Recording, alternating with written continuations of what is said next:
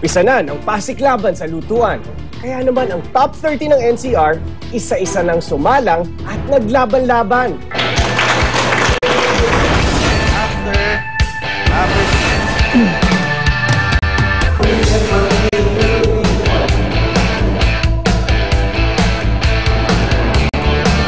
Ang hamon para sa kanila, lutuin ang kinikilalang pambansang putahe ng Pilipinas, ang adobo.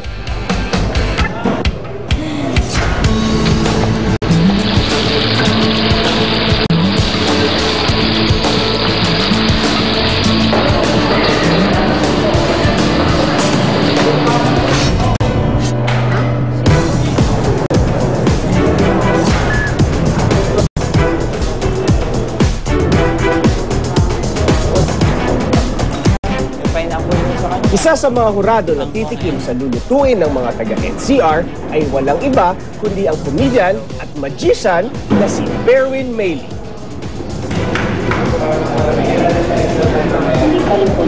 Ay! Walang power, oh. Oh, ay, nako. Wala na, nataranta na kayo. Ano number nyo? Ay!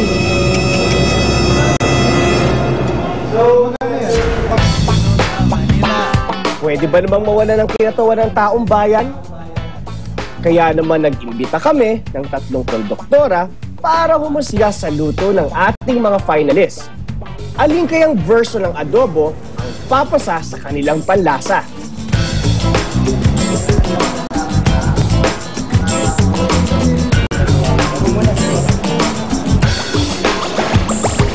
Less fat, less oil. No oil, more on garlic. Pero ataya. Sakit sa... Ano yan? Kasu-kasuan niya, brother. Uric. Ikaw ba pag nagluluto ka, maingat ka rin sa mga magaganda, mga makakabuti sa katawan? Yan po ang pinapanatili sa akin. Yan ang pinapanatili mo. Yung mga lutong ano. Makakabuti. Hindi makakasama. Pagluluto kasi para hindi naman sa isip. Tama ka. Nasa puso, no? Galing mo. Pangalan mo? Okay, lista kita. May paliga kami. Sali kita. Matapos ang halos 1 oras, handa ng ilan para ipatikim ang kanilang lutong adobo.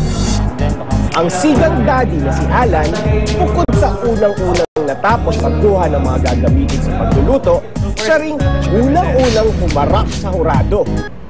Ano siya? Chicken? Chicken liver adobo. Chicken liver adobo. Walang ibang karne yan. Atay lang. Natin. Bakit kangkong? Kaya kami naman. Ganun ba? Bira ba yun? Sa kanto namin, sa karinderya, adobong kangkong palagi. Chef? Hindi rin naman papatalo ang dating beauty queen mommy na si Dory. Ano naman kayang masasabi ng mga hurado sa kanyang version ng adobo? Pero may rin sa paminta. Yan, talaga nga namang palaban. Tulad na lang ng nanay at college student na si Marlene. Tingin mo... Pinipresent ko sa inyo yung luto ko na pork adobo with squid. Medyo siya maanghang. Tapos, ang nagluto na, siyempre, yung ito sa pinakamaganda yung itong explanation. Ako yun. Diba? May katawan pa lang, panalo na. Kaya pagkatinig pa niya yung niluto ko.